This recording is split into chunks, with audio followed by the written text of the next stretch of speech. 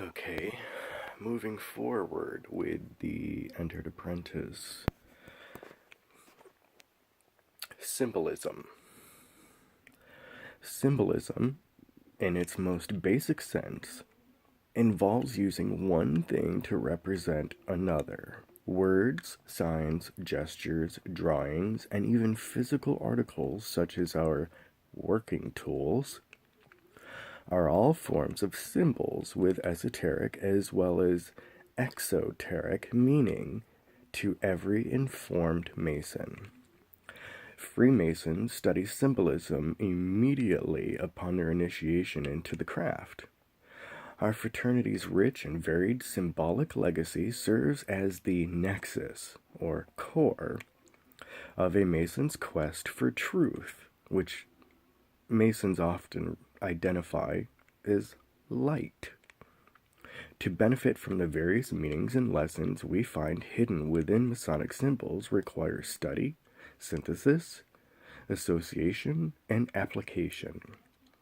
The study of and meditation upon Masonic symbolism is an important aspect of personal spiritual growth in Freemasonry, as is the existing discovery and application of effective methods to implement the moral lessons inculcated in those same symbols into our daily lives and thereby demonstrate Masonic values to our family, friends, community, and country. You will learn more about Masonic symbolism as you progress through the 3 degrees of Blue Lodge Masonry, and when you finally venture out into the Masonic world of concordant and appendant bodies, you will be exposed to even more symbols, each with a moral or ethical lesson to teach you.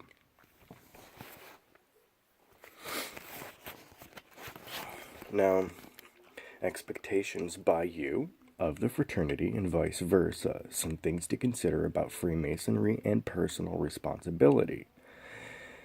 If one important purpose of Freemasonry is to make good men better, a man should become a Freemason only if he is pure of heart and conscience and considers himself capable of actually becoming a better man.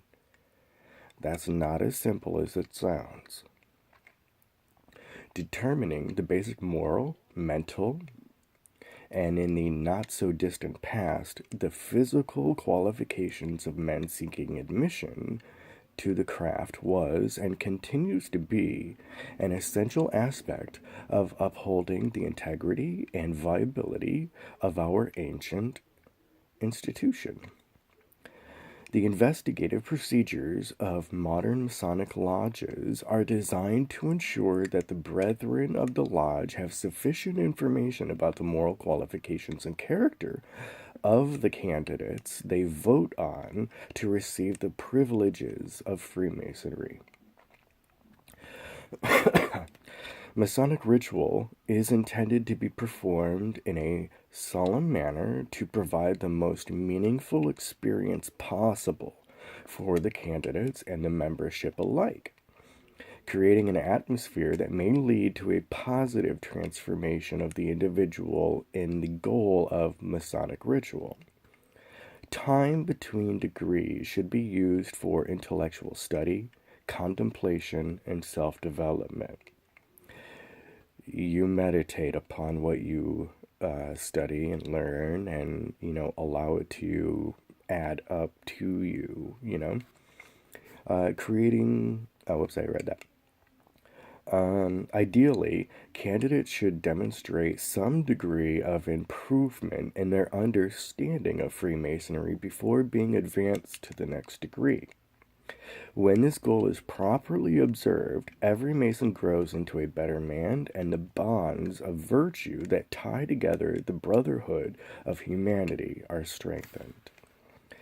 It is intended, and indeed essential, that lodges provide their candidates with proper instruction about the teaching and symbols of Freemasonry. Qualified Master Masons are encouraged and, in fact, by virtue of their obligation, required to provide Masonic instruction to their less informed and less experienced brethren in the form of individual mouth to ear instruction, presentations, answering questions, and promoting discussion. You are enjoined to remember that the main focus of a Mason's intellectual, spiritual, and philosophical development should be on applying the teachings of Freemasonry in his daily life. Freemasonry helps teach the importance and benefits of personal honor, integrity, duty, and service. If every Mason works hard and takes responsibility in all he does, then Masonry will thrive. As a new Mason, you should never lose sight of the fact that, in a very real sense, we, your brothers, have placed the future of Freemasonry in your hands. Masons are exposed to attend. I'm sorry, I just read that all wrong. Let me start that sentence. Having a hard time breathing today, so I'm trying to keep going and everything. Masons are expected to attend as many stated meetings, degree nights, and other activities of the lodge as their time and abilities permit. Now, in that, just to go a little bit further, it's first your family and your job and everything, and lastly, you give your time to the brothers of your lodge. So if everything else in your daily life is, accomplished for the day or whatever, then by all means go to lodge. But if anything's going on where, you gotta work late, or you have, some family things going on, you take care of your family life first. You take care of all of that stuff first. Don't worry, lodge can wait. Okay? We never set things upon you like, no, you go, you leave your family stuff behind, you can deal with that later. There's nothing like that with Freemasonry. Freemasonry always comes last. And I think that's sweet. Let's see, where did I leave off? Masonic participation is mutually beneficial both to the individual Mason as well as their other brethren of the lodge. Good fellowship is an important aspect of Masonry. The bonds that unite Masons together grow stronger with each shared moment, event, and discussion. Now, officers of the Masonic Blue Lodge. There are normally 13 officers in a Masonic lodge in California that are elected officers. And you have the Master, which is the Chief Executive Officer of the lodge, is addressed as Worshipful or Worshipful Master, depending on the context of the greeting. The elected Master or Acting Master is always seated in the East, also called in some jurisdictions the Orient or Oriental chair. Past or former Masters of a Masonic lodge are also entitled to be addressed as Worshipful and perpetuity, and to append the post-nominal PM or past master to their names, as, for example, Brother John Doe, PM. Now, the jewel of his office is the square and symbolizes virtue. Next, you would have the senior warden and the second in command of the lodge. He is the master's right-hand man and responsible for the education and behaviors of all candidates. He's stationed in the West. He is usually addressed as Brother Senior Warden. Now, the jewel of his office is the level and symbolizes equality.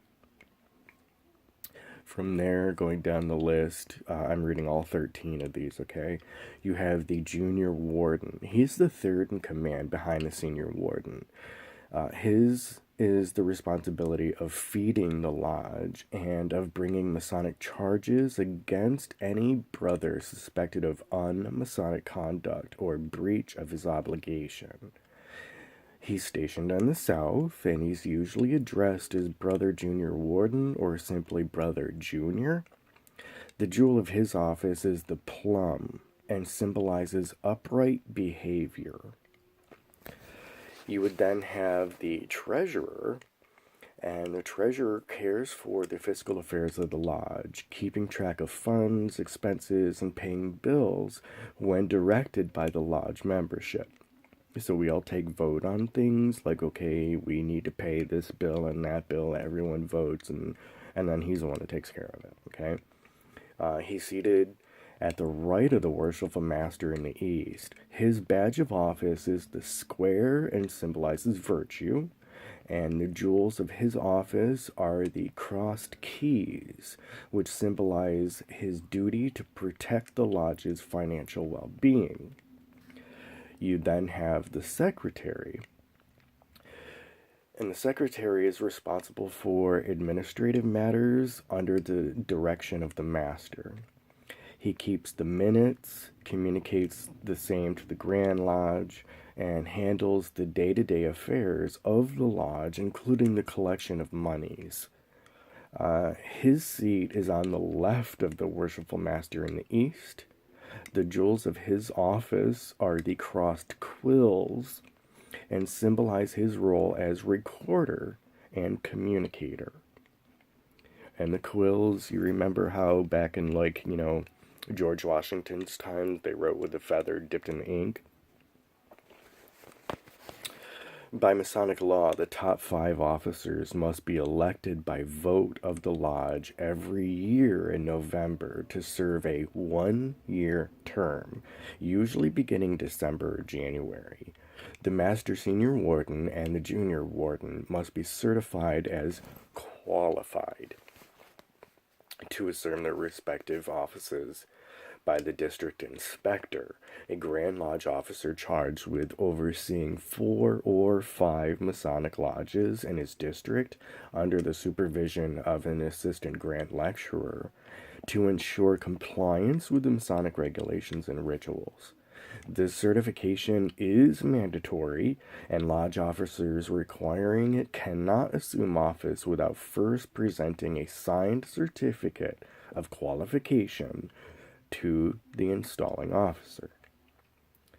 Now, the appointed officers include, going down that list, the chaplain.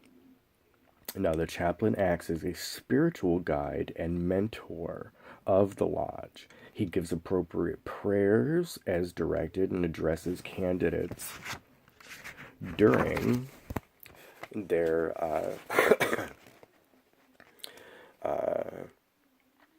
preambulations. He sits at the immediate left of the worshipful master. The jewel of his office is the scroll of Hebrew law and symbolizes our respect for God. Now, I know a lot of you seem to have a lot of issues when it comes to Freemasonry, thinking that we're all anti-Christian and all of that. I'm reading to you right now what this says and what we study and learn and everything. And once again, the jewel of his office is the scroll of Hebrew law and symbolizes our respect for God. Now, there's also a whole row of chairs seated against one of the walls in a lodge, right? And you don't sit in them. Unless it's really full, we have a ton of people coming in, you don't sit on that side. That is for, that's for God to sit there in the lodge and be a part of it. So we give respect to God. Everything that we do, it's about God, dude. We're not Satanists. We're not anti-Christian or anything you want to label it as. Like, let me flip this around.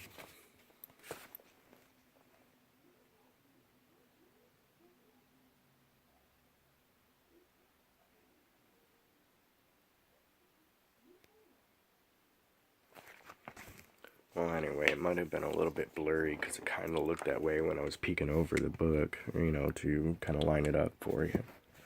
But I am, in fact, reading everything that we study, we learn, and this is the way it is. The next is the junior deacon. His duty is to act as an administrative assistant and messenger to the master. He attends to certain alarms at the door of the preparation room and accommodates visitors. So if you ever go to a lodge, and you want to find out what's going on, you'll end up meeting the senior deacon. He is seated at the lower right of the master. He also must have a certificate of qualification from the district inspector because of his important ceremonial duties. The jewel of his office is the sun and symbolizes his role as messenger and aide to the master. From there down the line, you have the junior deacon. I may end up having to put the rest because we're already at, 16 minutes in digital time, and I don't really want to go too long with it, The junior deacon. His duty is to act as administrative assistant and messenger to the senior warden. He attends alarms at the door of the lodge and remains. Wait a minute. He attends the alarms at the door of the lodge room and has certain other ceremonial duties. He is seated at the lower right of the senior warden in the west. His jewel is the moon and symbolizes his role as messenger and aide to the senior warden. You then have the marshal, and the marshal is the ceremonial director or master of ceremonies, MC, for the lodge. He leads and organizes all processions, escorts and announces the Grand Lodge officers, and examines candidates for initiation to determine their motives and intentions for joining Freemasonry. He is seated in the lower left, directly opposite of the senior deacon. The jewel of his office are the crossed batons and symbolize his role as master of ceremonies for the lodge. You then, down the line, have the senior steward. Now, in days past, the steward or steward, however you'd like to address, was responsible for the feeding of the brothers. Because during the stated meetings, we all sit down to a meal, and you're more than welcome to come and join us for a meal and sit and talk with us, ask questions, and so on, like I've said to you all before. And the care of the kitchen and its food and wine stores. Now, today, the stewards are responsible to the junior warden for preparing and escorting candidates about the lodge room and otherwise assisting him in providing for the physical welfare of the brothers. He sits directly in front of and to the right of the junior warden in the south. His his jewel of the office is the cornucopia and symbolizes plenty. You then have the junior steward. His duties, they're identical to those of the senior steward, and he acts as an assistant. He sits directly in front of and to the left of the junior warden in the south. The jewel of his office is also the cornucopia and symbolizes plenty. You then have the Tyler. I love our Tyler. He's so cool. He's the outer guard of the Masonic temple or lodge room proper. There's no official or tiled meeting, that may be held unless or until the junior deacon reports to the master that the room is secure and the Tyler is properly at his station without the lodge door, where he will remain until the lodge is formally closed. So you go inside the lodge room, to do all your Masonic stuff like this, but then you have the Tyler, he sits outside the door and keeps guard, and that's so nobody can just walk right in, The jewel of his office is the unsheathed sword and symbolizes his duty as guardian of the lodge. You then have the organist. He's the principal musician of the lodge, responsible for providing appropriate ceremonial and ritual music suitable to the occasion. He's seated wherever the organ or piano is located. So really, that's kind of flexible. If there's room over here, you put it over here, and that's where he sits, wherever the organ loft or wherever it's about the lodge. Now, the jewel of his office is the lyre, Lyre, and that symbolizes the muse of music. Officers of a Masonic lodge serve in their respective offices as a privilege and not as a right. It is intended that all Masons work toward and eventually attain positions of responsibility after having demonstrated their good faith, ability to make a serious time commitment, and sincere desire to properly perform the necessary duties of the office elected or appointed to. And the election of the master of any lodge is always of great importance, and only those brethren who are well versed in Masonic teachings have the demonstrated ability and resourcefulness to lead, and whose personal character can serve as an exemplar to be emulated by all the lodge membership. It should be considered for a high honor and responsibility. So, qualifications of becoming a Mason. I'm going to pause here and wait, how long is this one? Okay, I'll just pause on this and I'll continue on in a moment and I'll upload this next part. So consider this as a part 2 and I'm about to move on to part 3. So I do want to say I hope you're enjoying what we learn as Freemasons. I'm not lying to you, I'm reading it. There you go, dude. You want to know everything that we know and study, and you want to know all these quote-unquote secrets about Freemasonry and such. Dude, keep watching the videos. You're learning more as you go. Have a wonderful day. I love you. And please feel free to subscribe, watch all the videos you would like, and stay tuned for part 3. Namaste. God bless Freemasonry.